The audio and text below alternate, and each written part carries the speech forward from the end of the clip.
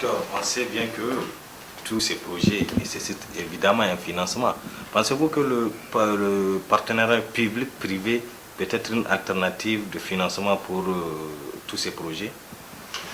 Vous savez, partenariat public-privé, souvent, certaines personnes assimilent ça à une perte de souveraineté, mais ce n'est pas vrai.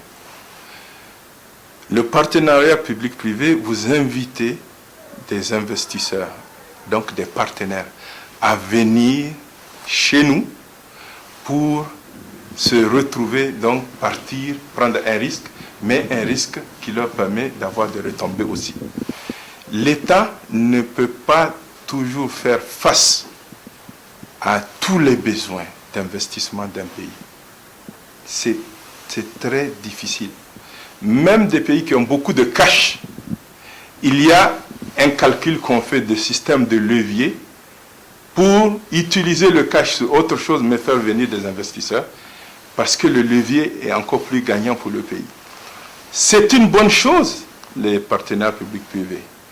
Mais c'est une bonne chose lorsqu'on prend les dispositions, lorsqu'on prend un cadre, on crée le cadre pour que ces partenariats publics-privés soient bien étudiés par le gouvernement pour s'assurer que le gain que nos partenaires vont faire n'est pas au détriment de notre pays.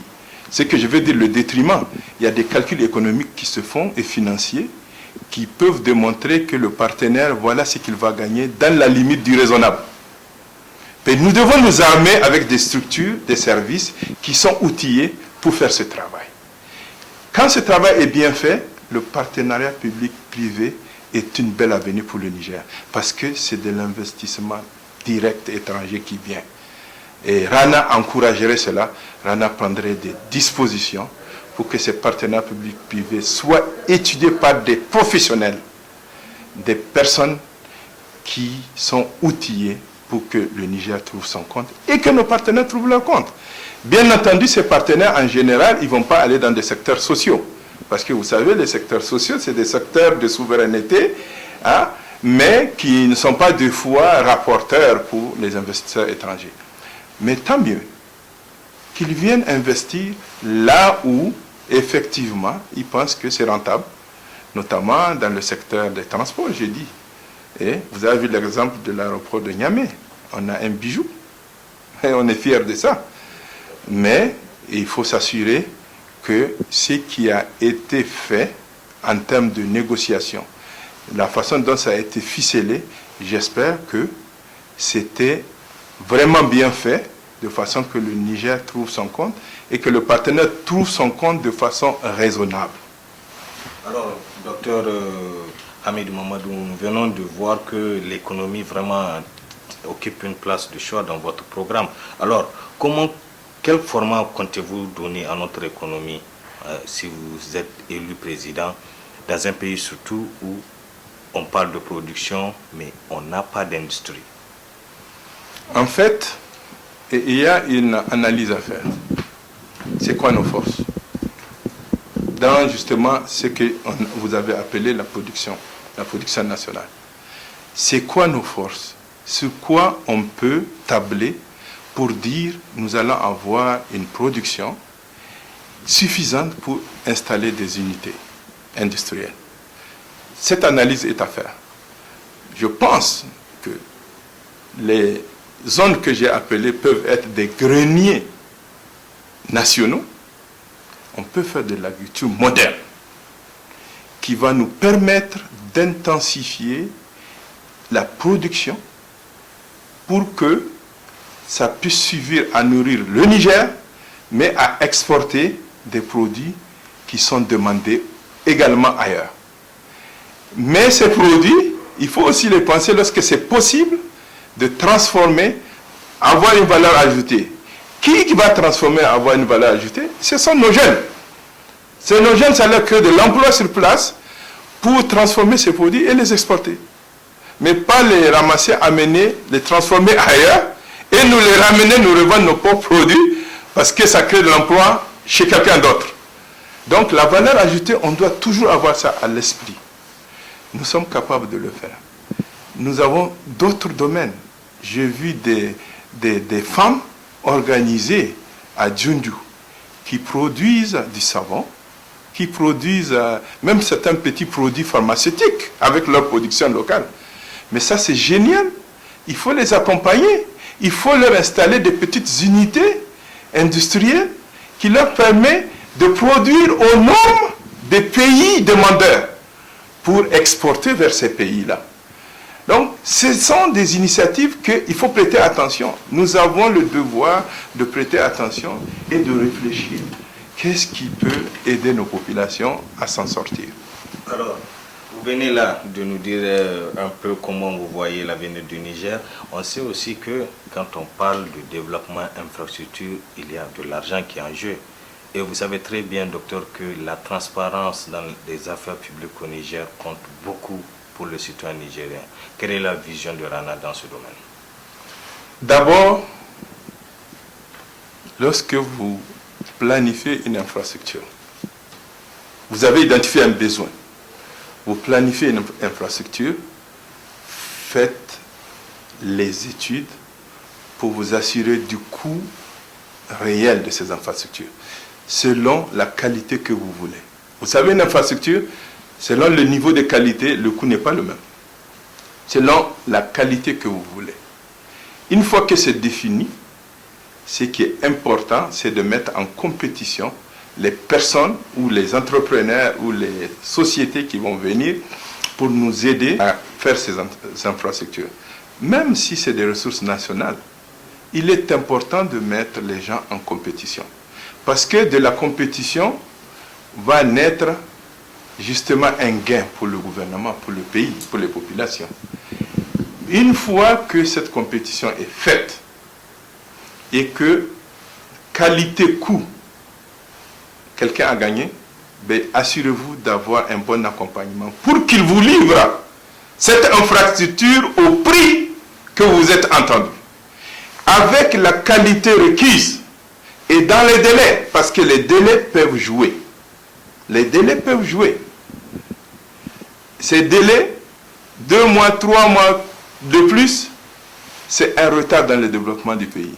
C'est aussi des sources où, des fois, lorsque les gens qui sont responsables de la gestion de ces contrats ne sont pas vigilants, ben les gens vont dire « donnez-moi un avenant ». Alors, il faut que nos fonctionnaires, il faut que nos gestionnaires de projets, je parle bien de l'État, soient outillés pour être vigilants sur ces choses. Lorsqu'on travaille dans un cadre pareil, on ne peut pas faire de surestimation de l'ouvrage. On peut encore moins détourner de l'argent. Parce que c'est ce que les gens disent, que les infrastructures coûtent trop cher parce qu'il y a une surestimation. Mais je pense qu'on est capable, en tant que Nigériens, de bien planifier nos infrastructures, mettre un cadre de réalisation de ces infrastructures, assurer une bonne gouvernance, je veux dire. Donc c'est dans ce sens-là. Donc dans Rana, c'est certain que l'encadrement de ces gros investissements de l'État, du gouvernement, va être le plus serré, le plus suivi pour qu'il y ait reddition de comptes. Voilà ce que je peux vous dire pour le moment. Alors, docteur Hamidou Mamadou, président du Rassemblement national africain Rana, comme le contexte nous permet d'en parler, nous sommes en pleine opération d'enrôlement. Quel est le message particulier que vous adressez aux Nigériens en général et en particulier les militants de Rana? Par rapport à l'enrôlement, je ne m'adressais pas seulement aux militants de Rana. Je m'adresse à toute Nigérienne et Nigérien qui sera en âge de voter. C'est un devoir national d'aller vous faire constituer une carte d'électeur, donc de vous enrôler. C'est un devoir parce que c'est je dirais, c'est un droit constitutionnel dont il faut se faire prévaloir. Donc ce n'est pas seulement les militants de Rana, c'est toute Nigérienne et Nigérien en âge de voter. Alors, pourquoi c'est important? Parce que le vote, c'est une confiance que vous placez dans les mains d'une personne pour qui vous votez. Et cette personne, vous avez des attentes envers elle. Quand vous votez pour cette personne, vous attendez qu'elle travaille pour vous. Elle travaille pour vous.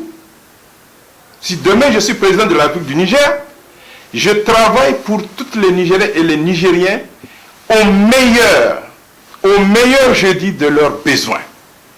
Donc quand vous votez pour quelqu'un, assurez-vous que cette personne, c'est elle qui va vous aider à subvenir à vos besoins. Vous avez besoin de fois d'un leader, pas seulement quelqu'un qui va venir travailler pour vous, mais quelqu'un qui va vous stimuler, quelqu'un qui va vous stimuler pour que vous participez vous-même à l'effort national et construire ce pays. Donc le vote est très important. Assurez-vous qu'au fond de vous, vous êtes à l'aise lorsque vous allez voter pour quelqu'un. J'ai appris qu'il y a des gens qui se font donner de l'argent à gauche, à droite. Au moment du vote, on leur dit, allez-y voter, c'est l'autre qui vous a donné 5 000, votez pour lui. J'appelle mes frères et mes sœurs du Niger à se dire, le vote c'est une question de dignité. De dignité, le sens du vote, c'est une confiance que vous placez dans les mains de quelqu'un. Ce n'est pas quelqu'un qui vous achète. C'est quelqu'un à qui vous confiez vos biens à gérer pour vous. Quelqu'un que vous avez besoin de vous entraîner vers le progrès. C'est ça le rôle du votant. Donc, quelqu'un vous donne 5 000, 10 000, libre à vous, parce que vous êtes dans le besoin, vous le prenez. Mais au moment du vote, assurez-vous de voter pour celui qu'au fond de vous, vous pensez, il va atteindre les objectifs dont je viens de vous parler. C'est ça le conseil que je donne à toutes Nigériennes et Nigériens, pas seulement aux militantes et aux militants de Rana. Alors, docteur, notre dernière question. Alors, vous êtes un fruit du privé, vous l'avez dit tout à l'heure, où il faut la pertinence, la constance et la précision. Avez-vous un message particulier dans un esprit Times-Money à livrer aux Nigériens? Nigériennes, Nigériens. Notre pays a de l'espoir en Rana. L'espoir, Rana est un espoir, Rana est l'espérance pour le Niger. Rana a l'intention, dans sa vision, de travailler, ramener tous les Nigériens à travailler, ramener la confiance dans le cœur des Nigériens à s'assurer, à assumer eux-mêmes. Parce que nous avons tout le potentiel pour ça. Nous avons le potentiel, nous avons un grand pays, nous avons des ressources naturelles, nous avons des intellectuels qui sont connus un peu partout dans ce monde, qui peuvent réfléchir lorsqu'ils ont confiance. Nous avons une diaspora qui a beaucoup d'expérience à travers le monde. Je dirais, même si demain je suis président de la République,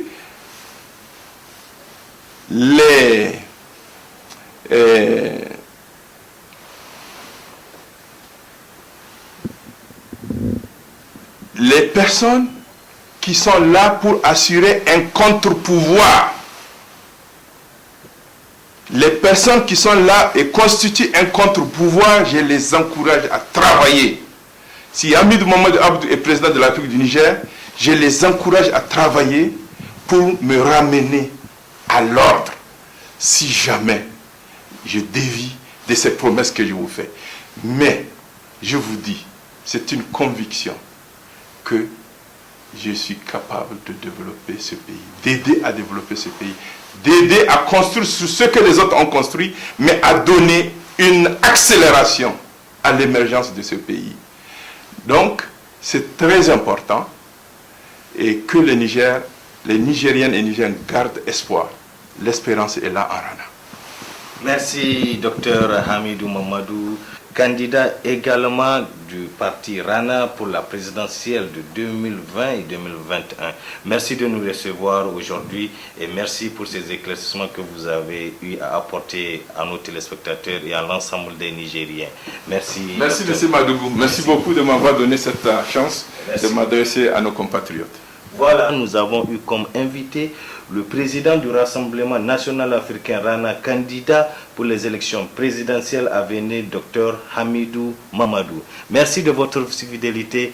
Très bon site de programme sur la télévision Ténéré.